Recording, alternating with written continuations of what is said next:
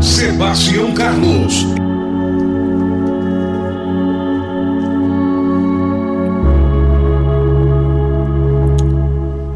Quero meditar nessa palavra e compartilhar com você, meu amigo, meu irmão, minha irmã. Ela se encontra no livro de Gênesis, no capítulo de número 25, a partir do versículo de número 21. O texto diz assim: E Isaque orou instantemente ao Senhor por sua mulher, porquanto era estéril. E o Senhor ouviu as suas orações, e Rebeca, sua mulher, concebeu. E os filhos lutavam dentro dela. Então disse: Se assim é, por que sou eu assim? E foi-se a perguntar ao Senhor. E o Senhor lhe disse: 2 nações há no teu ventre, e 2 povos se dividirão das tuas entranhas, e um povo será mais forte do que o outro povo, e o maior servirá ao menor. E cumprindo-se os seus dias para dar à luz, eis gêmeos no seu ventre. E saiu o primeiro ruivo, e todo como vestido cabeludo, por isso chamaram seu nome de Esaú. E depois saiu seu irmão, agarrado a sua mão ao calcanhar de Esaú. Por isso se chamou o seu nome Jacó. E era Isaque da idade de 60 anos, quando gerou. E cresceram os meninos, e Esaú foi varão, perito na caça, varão de campo, mas Jacó era varão simples, habitando em tendas. E amava Isaque a Esaú, porque a caça era seu gosto, mas Rebeca amava Jacó. E Jacó cozera um guisado, e veio Esaú do campo, e estava ele cansado. E disse Esaú a Jacó: Deixa-me, peço-te, comer desse guisado vermelho, porque estou cansado. Por isso chamou o seu nome Edom. Então disse a Jacó: Vende-me hoje a tua primogenitura. E disse Esaú: Eis que estou a ponto de morrer, e para que me servirá logo esta primogenitura? Então disse Jacó: Jura-me hoje. E jurou-lhe, e vendeu a sua primogenitura a Jacó. E Jacó deu pão a Esaú e o guisado das lentilhas. E este comeu, bebeu e levantou-se e foi-se. Assim desprezou Esaú a sua primogenitura.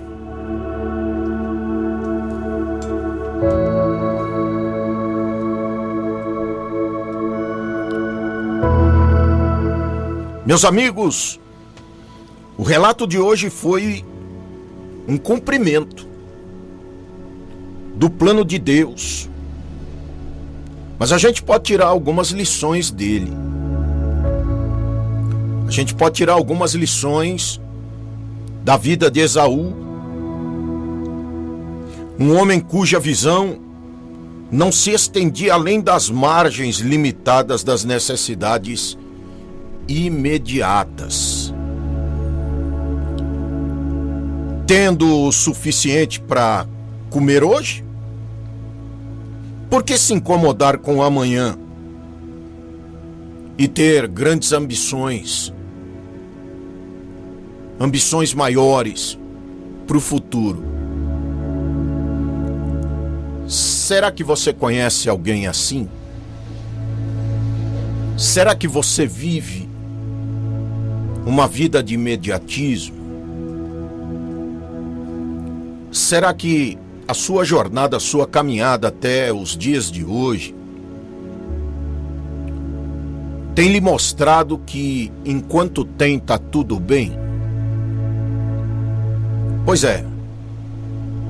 Se Esaú tivesse considerado, olha só, se ele tivesse considerado o privilégio que os primogênitos tinham no seu ambiente de convívio, de certo não venderia tão levianamente a sua herança inigualável por um prato de ensopado, um picadinho, como a gente está acostumado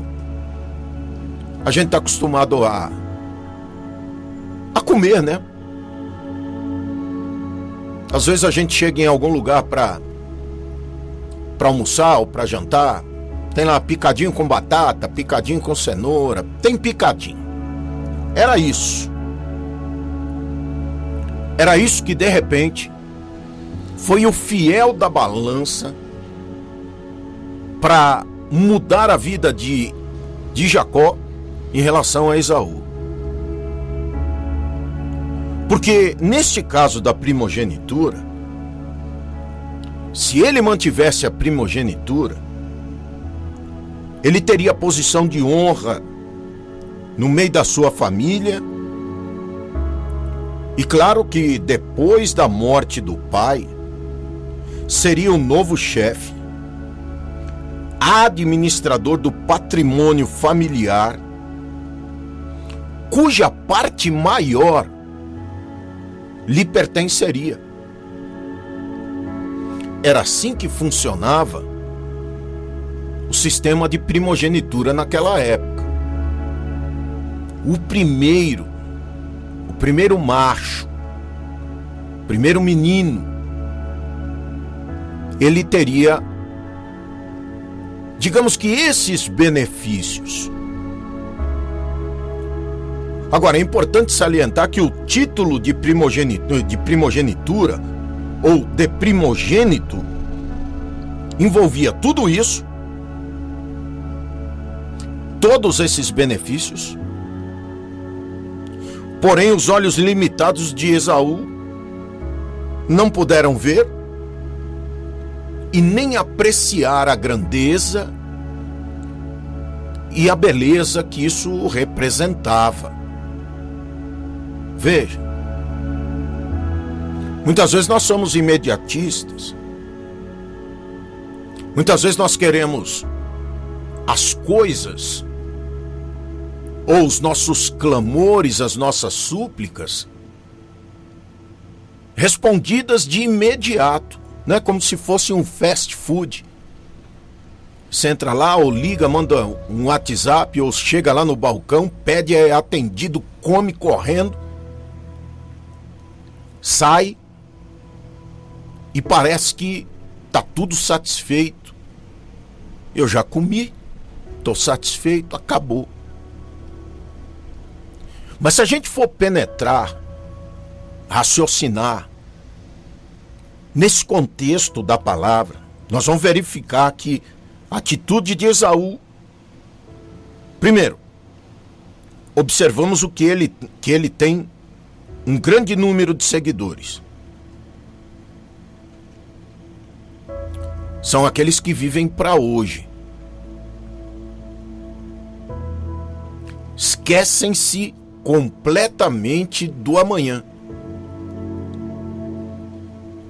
Homens e mulheres criados à imagem de Deus para um propósito elevado, um propósito nobre, mas vivendo apenas para satisfazer o estômago, os prazeres momentâneos, contentando-se absolutamente só com isso. Não é possível que você não conheça ninguém. Eu tenho certeza, inclusive, que não são os seus medos que te levam a agir dessa maneira, ou estas pessoas agirem desta forma. Não, não é. É o conformismo. Estou conformado. As coisas vão acontecendo assim, a gente vai vivendo assim, seja o que Deus quiser.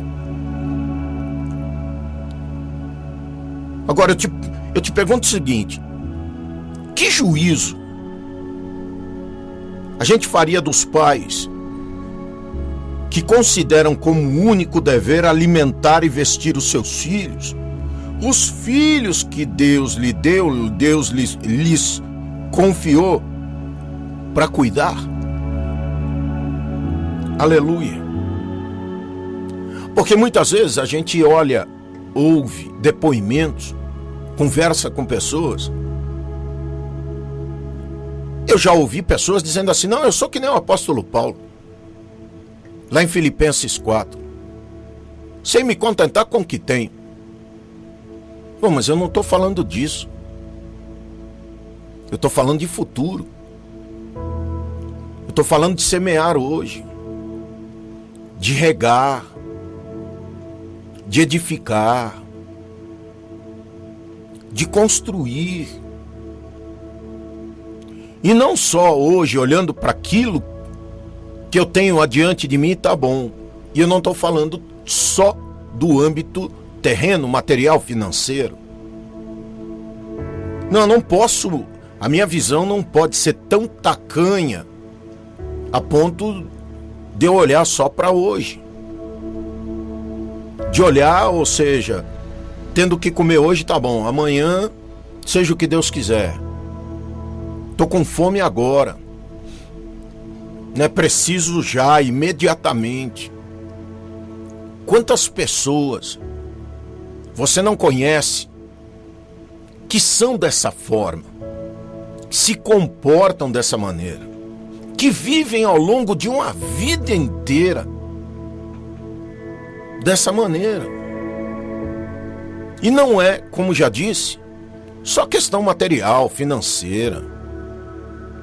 Não, é inclusive, essencialmente na espiritual. Então, olha só, que juízo a gente faria dos pais que consideram como único dever vestir, dar de comer para os seus filhos, filhos que Deus lhes confiou, simplesmente deixam que os anos da meninice corram sem plantar a semente do caráter, né? Sem que plantem a semente da verdade de Deus nos seus corações, e não fazem qualquer esforço para educá-los nas tarefas de que Deus os encarregará nos anos vindouros.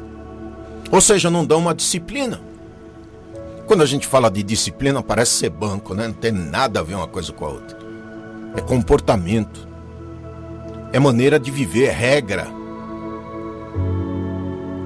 E eu vou lhe dizer uma coisa: a gente vê crianças dominando, uma criança de 3, 4, 5, 6, 7 anos, dominando os pais dentro da igreja. Os pais perderam a autoridade sobre os filhos. Cadê seu filho, meu irmão? Ah, ele não quis vir hoje, não. Como é que é? Não quer vir mais na igreja? Ah, eu deixo ele lá com o videogame. Muita coisa boa ele está aprendendo no videogame. Pode ter absoluta certeza. Só não sei se vai ser suficiente para ele nos anos vindouros. Mas é aquilo que você está dando hoje é que pode determinar quem ele vai ser amanhã. Como eu disse, vejo crianças, 3, 4, 5, dominando os pais dentro da igreja. Dentro da igreja a gente sai um pouco, vai pregar fora. A gente vê o comportamento. Eu me lembro uma certa feita, uma não, um monte de vezes. Aí de casa ia todo mundo para vigília. Ia minha primeira filha e depois o segundo, que é o Bruno. Começava a aprontar, a pastora levava ele lá dentro do banheiro. Vinha mansinho. Mas vinha mansinho. E eu vou lhe dizer uma coisa. Não era aquela conversa de pé da orelha. Filhinho. Não. Era o chinelo. Como é que é, pastor? Você batia no seu filho? Oxe. Se eu não bater nele, o traficante bate. Se eu não corrigir ele, o traficante não vai corrigir. Ô pastor, isso é muito duro. Não, eu sou da velha guarda. Eu sou das antigas. Sabe como é que é das antigas? Das antigas, duas pessoas conversando, criança não passa no meio. Nossa, como o senhor é radical. Vou denunciar o senhor por conselho tutelar. Pode mandar vir. Se bem que meus filhos já são adultos, já têm netos, já têm filhos. Então eu sou avô. Mas peraí, os três se formaram. E houve discordância minha com a pastora em relação a um monte de coisa. Mas hoje eu vejo que ela estava certa. Quem estava errado era eu. Então, muitas vezes, a gente chegava nos lugares, criança correndo dentro da igreja, saindo para fora do âmbito da igreja. Pegava lá correndo, botava sentado aqui. Não vou ficar. O quê? Não vai ficar? Banheiro. Não quero ir no banheiro. Agora você vai. Vai lá para dentro do banheiro. Chegava no banheiro, chinelo. Voltava mansinho. Sentadinho, ficava lá sentadinho até o fim do culto, prestando atenção no culto, ou subia para a salinha das crianças na escolinha das crianças. Opa, peraí. A autoridade que Deus nos deu precisa ser exercida. Então não adianta. Você vai me desculpar, meu irmão, minha irmã. Não adianta ficar filhinho. Você quer? Não. Você vai pro culto comigo até o dia que tu estiver debaixo do meu teto. E acabou. Isso é fini. Porque tu tá plantando algo na vida desse rapaz. Pra vida dele. Ou para essa moça. É para a vida. Não é para aquele momento. Aquele momento ele vai espernear, chorar, não vai com raiva. Você vai ouvir: eu te odeio, eu quando crescer eu vou embora de casa, eu quando crescer eu não vou mais na igreja. Não tem problema. Você não está plantando essa semente para comer ela agora. Você está plantando essa semente para que ela seja um cidadão, uma cidadã de bem, na presença de Deus. Aleluia. Então vejam uma coisa. As pessoas simplesmente deixam que os anos daquela tenra juventude corram, passem, vivam, sem plantar semente de caráter no coração daqueles jovens, daquelas crianças, e aquele esforço para educar, para que ele exerça as tarefas no futuro que Deus os encarregará. Porque se Deus tem plano na sua vida, tem planos também na vida dos teus filhos. Seus filhos não serão zumbis desse mundo, não. Presta atenção, cada serviço prestado a uma criança é semente de um futuro útil. É semente de um futuro feliz. É semente de um futuro próspero que está sendo lançado em terreno fértil. Vocês não têm noção quantos pedidos de oração a gente recebe aqui. Pastor, ora pelo meu filho, pela minha filha tão rebelde. Você acha que esse mundo, videogame, rede social, vende o que para teu filho? Rebeldia. Rebeldia é de Deus. Deus está na rebeldia? Claro que não. Aleluia. É notório que não. Então não faça como Esaú. Não seja como Esaú, que se preocupou apenas com a necessidade imediata. Estou cansado, estou com fome, quero comer. Faço qualquer negócio, vendo tudo que eu tenho, mas eu quero um pão aí com esse picadinho. Adiantou alguma coisa? Ele comeu e depois? Ele tinha algo precioso, que era dele, reconhecido por Deus. A primogenitura. Era dele, ele nasceu primeiro. O texto bíblico vai nos dizer que agarrado ao seu calcanhar estava Jacó. Cada um tinha um perfil psicológico, um comportamento diferente um do outro. Vejo pregadores aí pregando erroneamente sobre a personalidade de Jacó. Mas saiba de uma coisa: Jacó valorizou aquilo que Esaú desvalorizou. O que era importante para um não tinha um menor valor para o outro. Ou seja, aquilo que era tão ou mais importante para Esaú, e era a primogenitura, ele abriu mão dela. Valorizou Jacó a primogenitura, porque daria a ele aquilo que ele queria.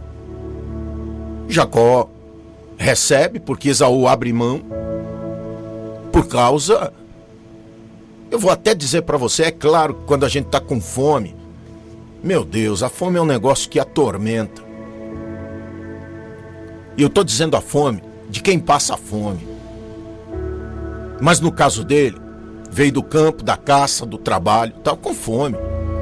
Ele poderia esperar, fazer alguma coisa, mas ele não valorizou aquilo que era dele, aquilo que Deus lhe havia dado. Porque ele nasceu primeiro, de uma mãe estéril.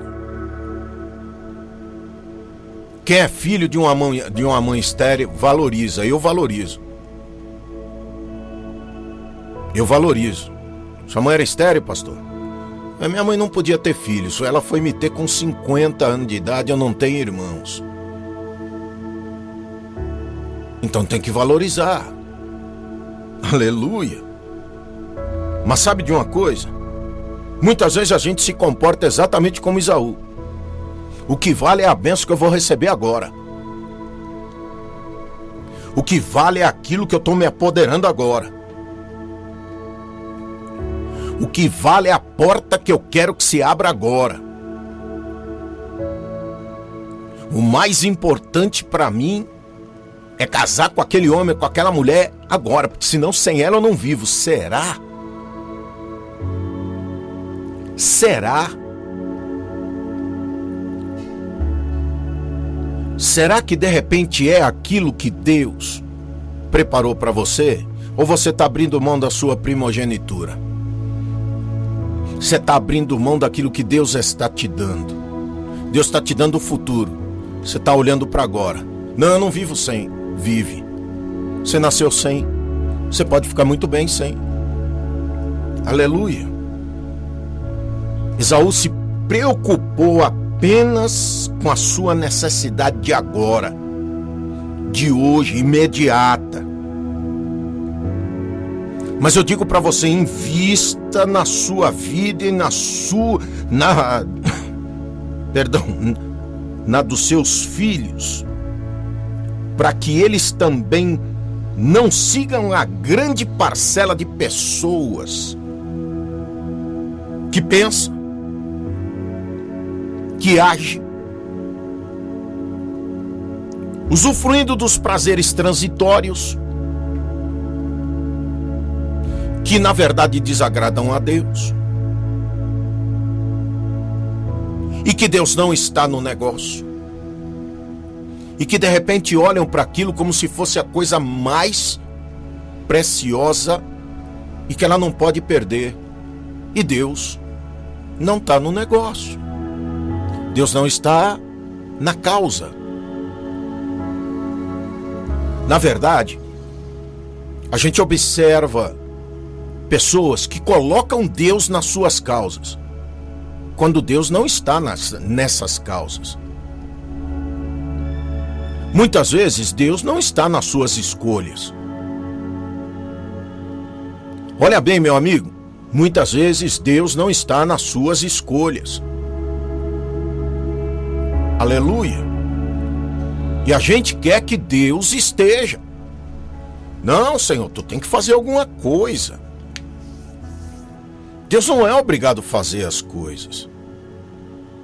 Mas a grande questão é que a gente coloca Deus nas coisas que a gente quer que aconteçam, sem colocar Deus e questioná-lo se Ele quer estar nas nossas questões. Aleluia. Então, como é importante a gente pensar no amanhã. O sábio foca o que é permanente. É isso? O sábio foca o que é permanente e não apenas o transitório. Ou seja, a satisfação de agora, a carnalidade de agora. Eu fico vendo determinadas coisas acontecerem no meio cristão, dá medo. Como assim, pastor? Falta de temor. Farra no púlpito, farra na igreja. Coisas assim que a gente não põe Deus em nada. Investem em coisas na vida que Deus não está. Claramente não está. Você observa, já sabe qual vai ser o resultado doravante, ali na frente. Mas a gente fala, e aí alguém diz assim, mas pastor, o senhor está se metendo na minha vida. Veja só. A Bíblia diz em Gênesis 25:34, a parte C do versículo, que Esaú desprezou o seu direito de filho mais velho. Desprezou. Não entendi, pastor. Abriu mão. O duro é quando a gente abre mão do que Deus quer fazer, o que Deus quer nos dar, em prol de encantos que estão ao nosso redor. Sonhos, desvaneios, que a gente nem sabe aonde vai dar.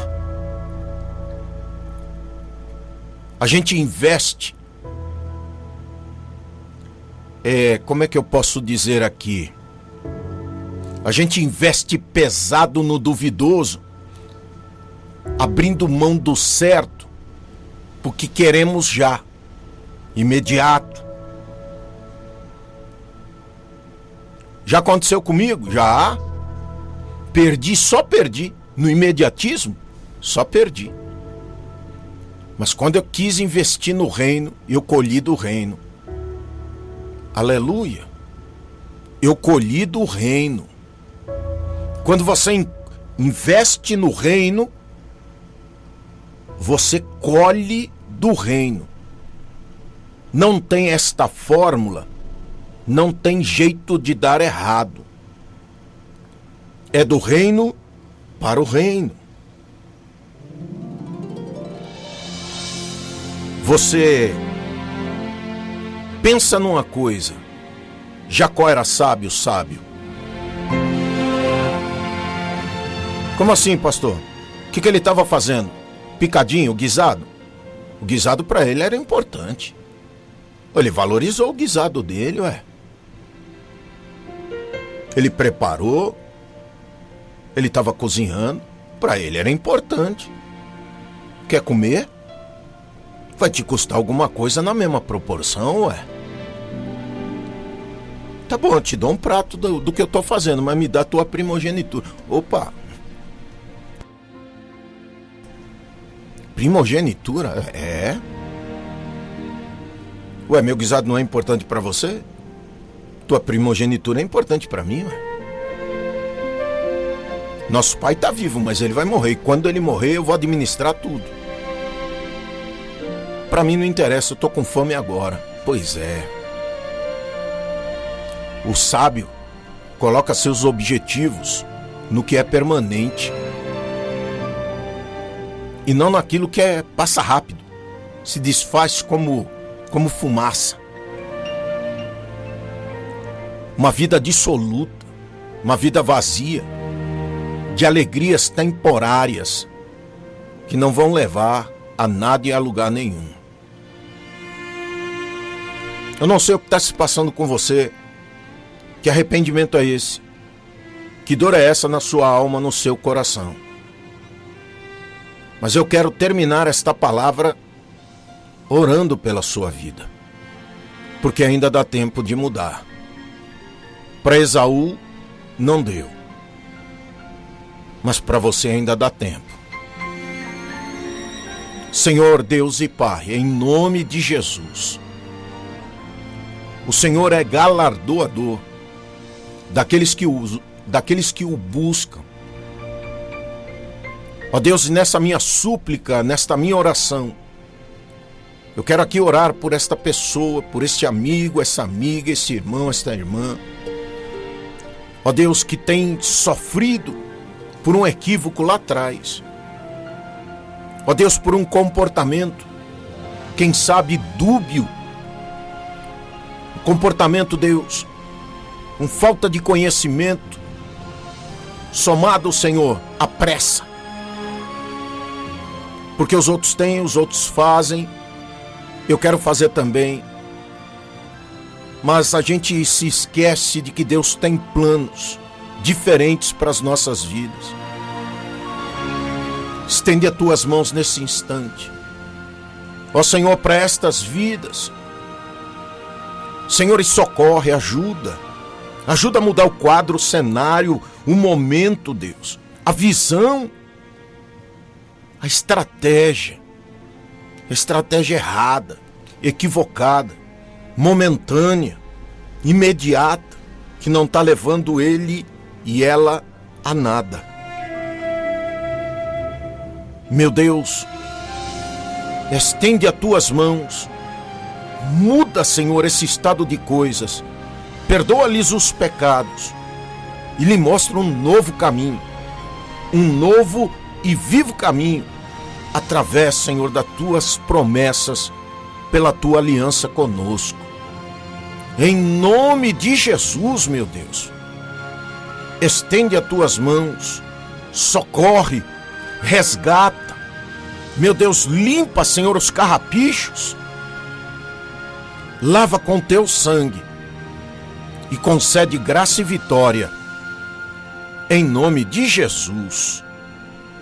Amém.